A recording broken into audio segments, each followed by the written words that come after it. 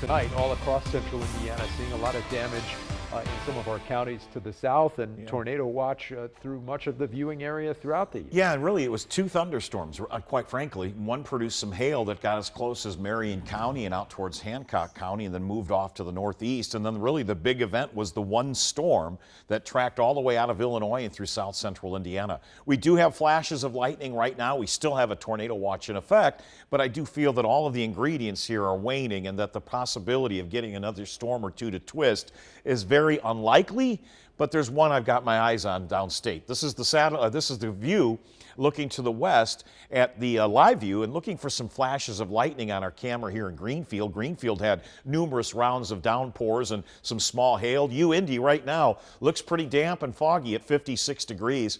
You know, at one point we had a tornado warning issued for Morgan County, and that particular cell looked like it was trying to rotate as well. Never had success at doing so, but the radar was there and indicated that there might be a tornado developing. That storm would skirt just north and west of our camera here at Hickory Stick Golf Club in Greenwood. It prompted the tornado warning in Morgan County as it tracked into northwestern Johnson County and eventually into Marion County. It triggered the severe thunderstorm warning for Indianapolis. This is what we captured and showed this live during the broadcast and during the coverage of the severe weather earlier on this evening. And the storm structure, though the camera's in black and white nighttime mode, you can really detect where there was likely a shelf cloud here and a very heavy rain shaft and possibly some hail involved in that storm. The real storm that produced the real tornado threat was the one supercell, long-lived storm that tracked right through Bloomington. And remember, it was last May that Bloomington was hit very hard by a tornado as well, so just in a matter of months. And unusual to have tornadoes in February, but not unusual when you get unusual warmth.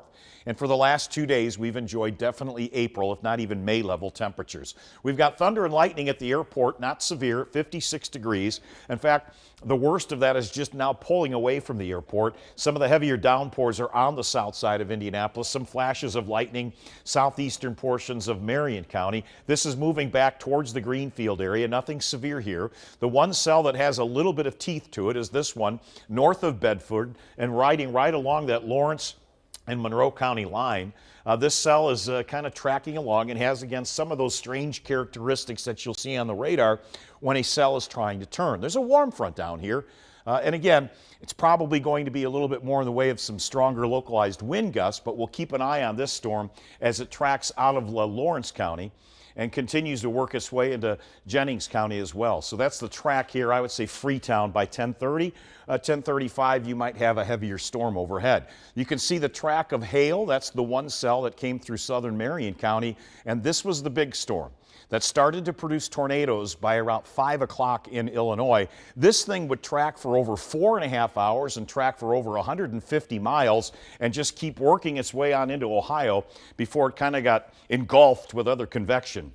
The tornado watch was extended until 11 p.m. So again, I think we're on the waning mode here of that severe weather threat. And what we'll turn our attention to overnight and tomorrow is the gusty winds that are going to start to howl here after 4 a.m. Wind advisories are out over north central Indiana. These temperatures at this level are not going to last. You know that it would come to an end at some point.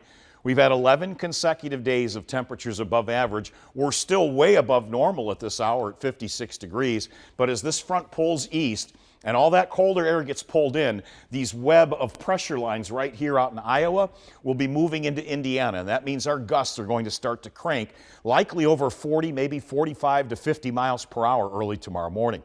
On the north end of the storm, you've got winter storm warnings. On the south end, still have tornado watches. Those will be coming down, but so will our temperatures. There is the colder air in the upper Midwest that is going to spill south. For the rest of the evening, we've moved these thunderstorms eastbound.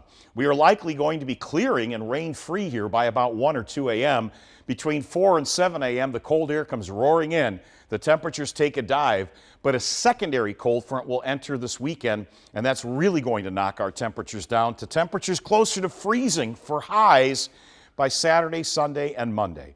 So tonight's thunderstorms, a few of which are still ongoing at 10:30, are likely going to be wrapped up by 12:30 or 1 a.m. After 4 a.m., the winds are going to get strong. The temperatures fall into the 40s by daybreak. Gusts are still strong all morning long, start to ease up tomorrow evening, and the colder air arrives. Might see some flurries tomorrow night. Certainly a chance at a few snow flurries on Saturday, and even colder with snow showers on Sunday and Monday, and high temperatures only near freezing.